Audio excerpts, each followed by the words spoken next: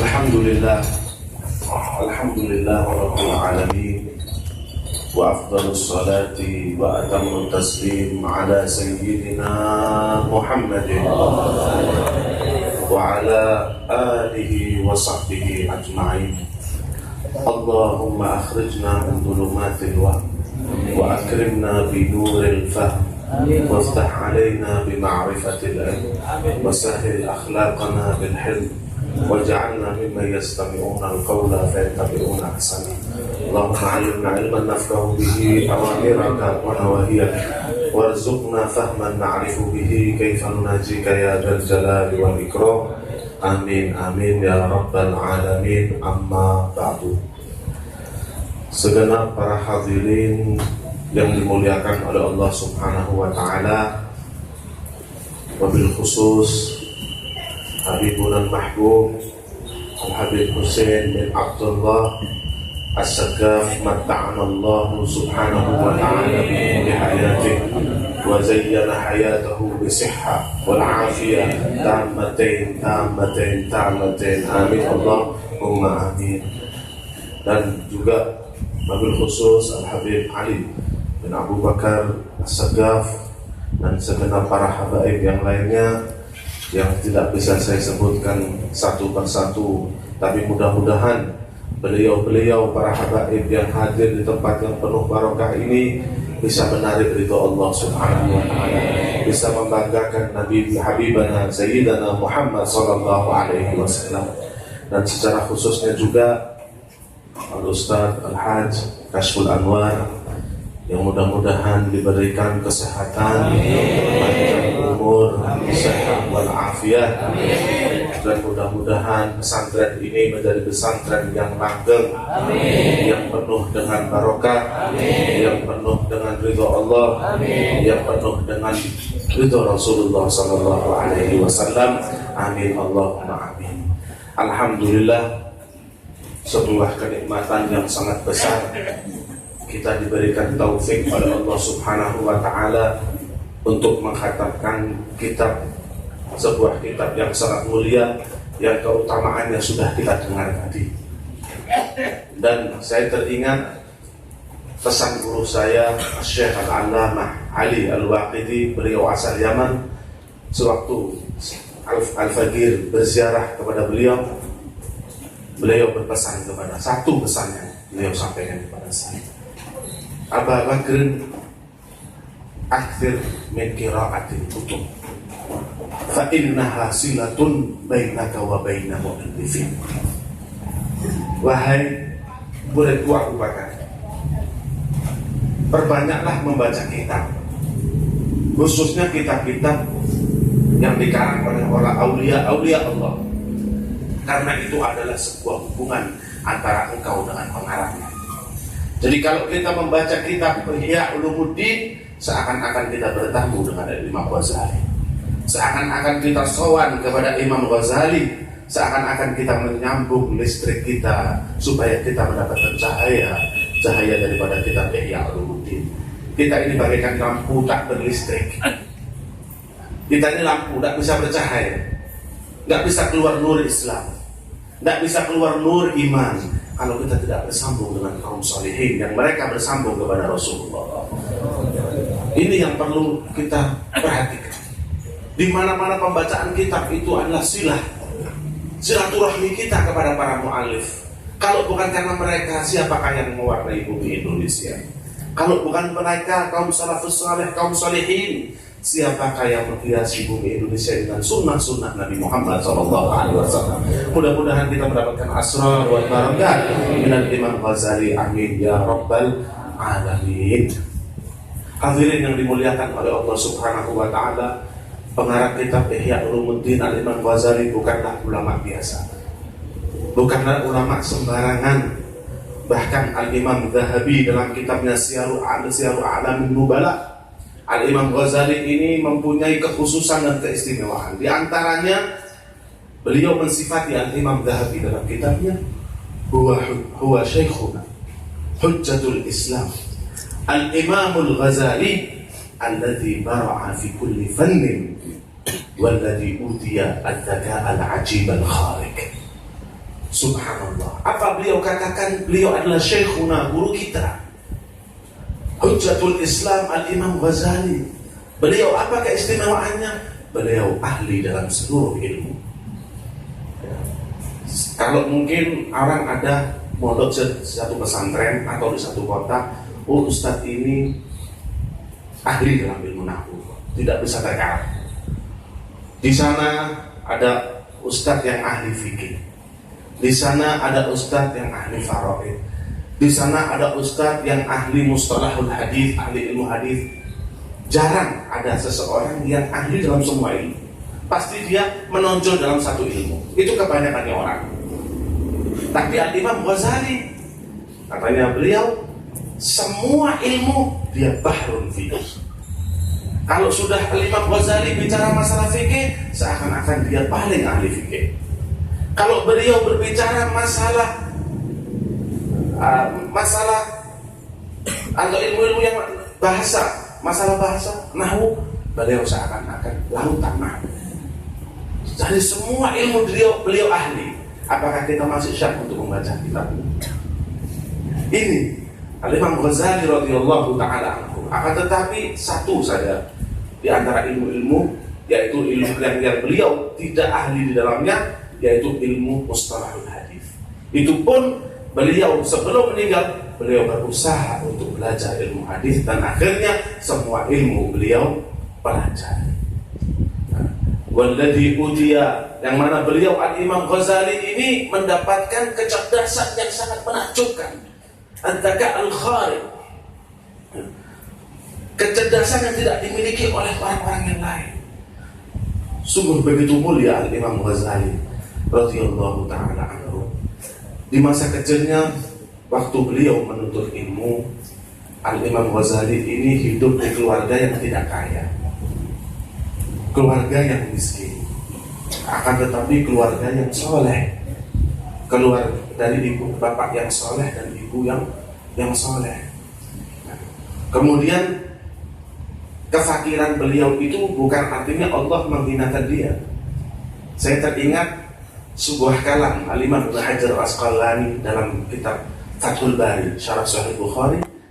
Di sana beliau menjelaskan bahwasanya at-taqallula minad dunya amkana li hifdzil ilmi. Orang tidak terlalu masuk dalam urusan dunia ketika belajar, itu lebih cepat untuk menghafal. Ya, at-taqallul minad. Makanya kita baca kebanyakan saya. Ulama-ulama dulu itu mereka tumbuh dari keluarga yang miskin. Itu hikmatullah. Itu iradatullah. Kenapa? Allah menginginkan Al-Imam Ghazali untuk menghafal lebih banyak ilmu Allah daripada urusan dunia. Mungkin kalau Imam Ghazali dihidupkan dari keluarga yang sangat kaya sekali, mungkin belum bisa seperti yang sudah kita rasakan kealiman beliau pada zaman sekarang ini. Oleh karena itu, maka biasa kalau alimah dulu hidup di keluarga yang miskin. Kerjanya ayahnya memintal benang, nanti benang dijual di pasar. Akan tetapi walaupun miskin, seorang ayah ini mempunyai keistimewaan, yang mempunyai andil untuk mendidik Al-Imam Al-Ghazali. Beliau ini walaupun kerjanya pemintal benang, akan tetapi beliau ini hadir di majelis seperti ini. Majelis ilmu fikih, kalau ada ceramah agama di masjid, beliau hadir. Kalau beliau hadir di majelis fikih atau ilmu syariat, beliau melihat orang yang mengajar, lantas beliau berdoa.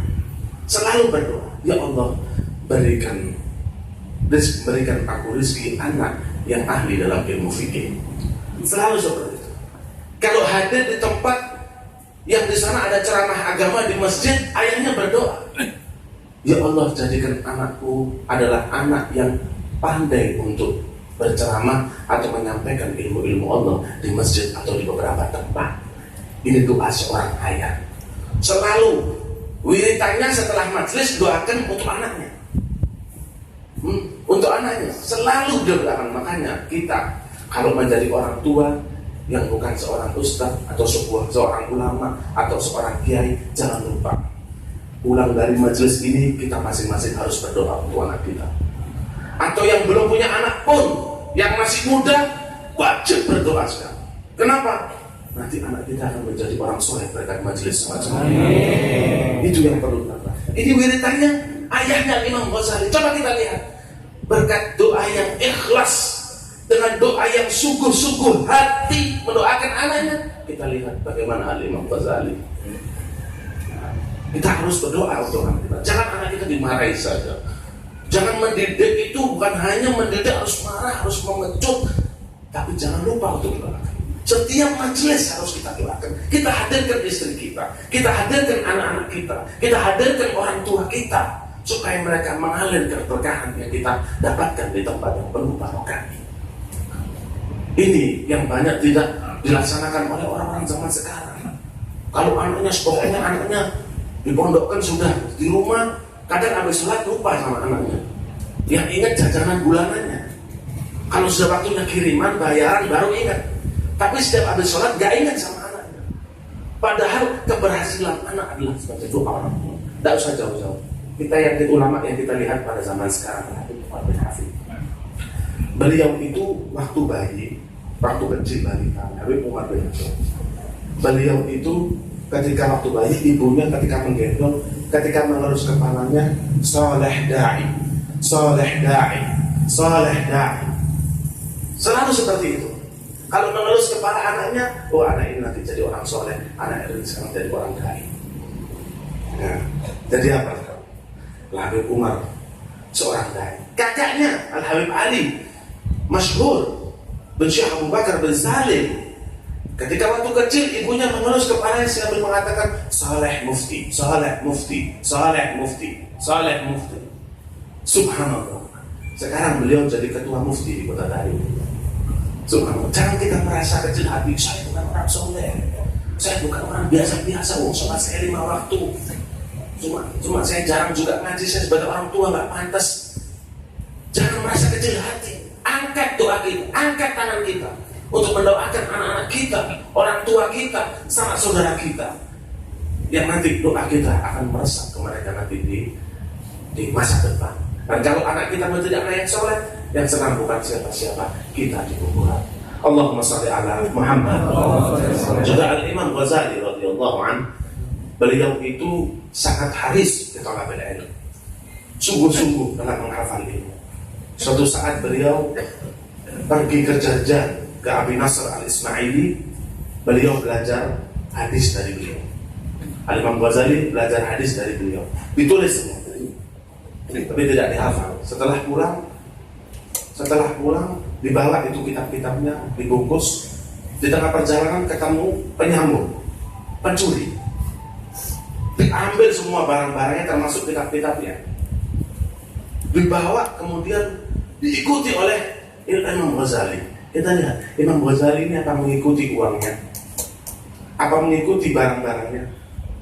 Beliau lari mengikuti penyamun tadi, dikejar penyamun sampai pemimpin penyamun mulai ke belakang. Ini orang anak kecil masih ikut kita, masih muda ini kok ikut sama kita. Kamu ditanya, kamu ini mau apa? Apa yang kau inginkan? Uangmu gak bakal kembali, gak akan kembali uangmu. Bukan, sama uangku ambil semuanya, semua hartaku ambil, baju-bajuku ambil semua. Tolong kitabku jangan kau ambil, kembalikan kepadaku. Karena itu sebuah kertas, kalian gak ada manfaatnya untuk kalian, tidak ada manfaatnya sedikit pun untuk kalian. Akhirnya ketika dikembalikan kepala penyambung, ya, ahli maksiat, beliau mengatakan, kau belajar ilmumu di kitab. Seorang penyamun zaman dulu, bukan penyamun zaman sekarang. Penyamun zaman dulu, dia bilang, anak kecil kau, anak pondokan kalau bahasanya sekarang. Kau anak pondok, kitabmu saya curi. Cuma kamu tulis saja, dan kamu hafal. Gitu kamu ngaku orang alim, gitu kamu ngaku santri. Saya curi, ilmu hilang. Al ilmu fis sudur, la fis sudur. Ilmu di dada. Kemudian beliau mengatakan ketika meriwayatkan kejadian ini, beliau mengatakan hadza mustamtaqun antaqallahu subhanahu wa ta'ala liyursyidani. Ini Allah subhanahu wa ta'ala pilih seseorang penyamun yang menjadikan sebab aku semangat untuk menghafal. Ketika pulang diberikan kitabnya, dihafal semua dalam jangka waktu 3 tahun. dihafal semua yang dia catat, sehingga beliau mengatakan kalau seandainya kita dicuri saya tidak takut lagi. Nggak takut lagi. Nah sekarang orang pondokan sekarang kadang-kadang dicuri kitabnya sudah tidak hafal. Kadang masuk kelas alasan, tuh kenapa tidak hafal? Kitab saya hilang Ustaz. Ini al-ilmu fis sudur lah fis sudur. Ada Imam Ghazali radhiyallahu anhu. Terakhir sebelum saya tutup, bahasanya Imam Ghazali ini mempunyai ketawaduan yang sangat tinggi. Ya, ini mungkin kita menceritakan Imam Ghazali karena inda dzikri shalihin tatanazzalur rahmatu. Ketika disebutkan orang bercerita kaum salihin nanti rahmat turun. Imam Ghazali termasuk daripada sifat tawadhu'nya waktu beliau mengarang kitab Ihya di Jami' al-Umawi di Damaskus. Beliau ketika menulis mengarang tidak diketahui karena mutanakkirul wajah, di wajahnya ditutupi suara, nggak tahu, nggak ada yang tahu. Jadi waktu Imam Ghazali menulis kitab Ihya-nya di Masjid Al-Umawi itu nggak ada yang tahu kecuali orang-orang khusus saja. Nggak ada yang tahu itu Imam Ghazali. Beliau lari dari kemasyhuran. Dan Imam Ghazali itu waktu semasanya di Baghdad beliau masyhur, ya. Beliau terkenal dengan keilmuannya, dengan kehebatannya. Takut merusak hatinya, beliau tinggalkan semua kemasyhuran itu. Beliau sembunyi di Jami' al-Umawi mengarang kitab Ihya Ulumuddin. Suatu saat ada hiruk pikuk di luar masjid. Ya, hiruk pikuk ada. Didatangi oleh Imam Ghazali. Orang-orang yang hiruk pikuk itu nggak tahu kalau itu Imam Ghazali. Ada apa kalian? Nah, kita ini punya masalah. Ulama di Damaskus waktu itu nggak bisa memecahkan. Ditanya sana sini nggak ada yang tahu masalah tersebut. Ya. Kemudian kita sepakat, katanya orang yang hiruk pikuk tadi yang kumpul, kita sepakat ini kita tulis masalahnya dalam kertas, kita kirimkan ke Imam Ghazali di Baghdad. Nah, kalau kita boleh saya ini dapat jauh-jauh Baghdad ini saya. Termasuk ketawaduannya Imam Ghazali, beliau. Terus kita sekarang bingung kan orang-orang. Siapa yang mau ke Baghdad? Ada Imam Ghazali, biar saya yang ke Baghdad, biar saya ke Imam Ghazali.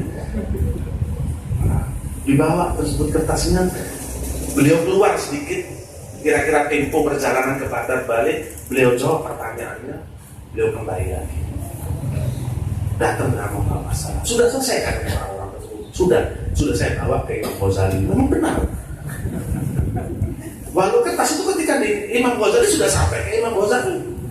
Ya. Dibawa masalah tersebut disampai di Jami' al-Umawi, diserah mau apa? Permasalahan sudah terjawab. Hebat sekali Imam Ghazali. Padahal nggak tahu kalau beliau adalah Imam Ghazali. Nafa'anallahu wa iyyakum Imam Ghazali. Insyaallah mudah-mudahan kita yang hadir di tempat yang penuh barokah ini mendapatkan barokah wa asrar Imam Ghazali. Begitu juga istri, begitu juga orang tua kita yang hidup maupun yang meninggal. Begitu juga istri-istri kita, begitu juga anak-anak kita, cucu-cucu kita nantinya di masa depan, dan juga sanak keluarga kita, guru-guru kita semua akan mendapatkan barokah dari Imam Ghazali. Amin ya rabbal alamin. Mungkin ini saja dari saya, kurang lebihnya mohon maaf. Wabillahi taufiq wal hidayah. Wassalamualaikum warahmatullahi wabarakatuh.